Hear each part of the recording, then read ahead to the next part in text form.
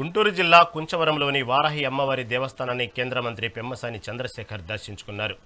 దేశస్థాన అర్చకులు పూర్ణకుంభంతో స్వాగతం పలికారు. వారాహి అమ్మవారికి పెమ్మసాని ప్రత్యేక పూజలు నిర్వహించారు. అనంతరం దేవస్థానంలో ఏర్పాటు చేసిన నూతన కళ్యాణ మండపాన్ని ప్రారంభించారు. ఈ సందర్భంగా దేవాలయం వృద్ధాశ్రమం కట్టిన నిర్వాహకులకు వారు కృతజ్ఞతలు తెలిపారు. స్కిల్ డెవలప్మెంట్ కోరుకుంటున్నారని వాటిని పరిశీలిస్తానని అన్నారు.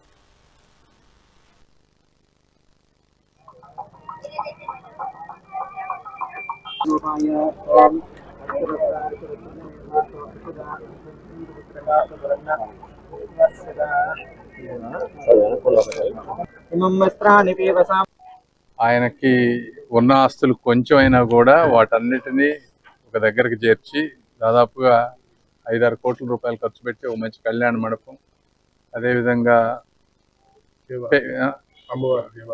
దేవాలయం, ఒక్క నిమిషం, తర్వాత స్కిల్ డెవలప్మెంట్ సెంటరు, అదేవిధంగా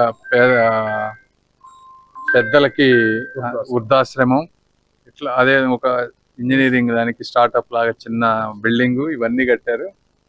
వాళ్ళందరికీ ధన్యవాదాలు. 2 పిల్లలు అమెరికాలో ఉంటారంట. వాళ్ళు కూడా ఏమి ఆశించకుండా ఇవన్నీ సమాజానికి ఉపయోగపడే విధంగా చేస్తున్నందుకు వాళ్ళ పిల్లలకు కూడా మంచి జరగాలని కోరుకుంటా ఉన్నాను. అదేవిధంగా వారు స్కిల్ డెవలప్మెంట్ సెంటర్ కూడా కోరుకుంటా ఉన్నారు. దాన్ని చూసి ఎలా కోఆర్డినేట్ చేయాలో చేస్తాం.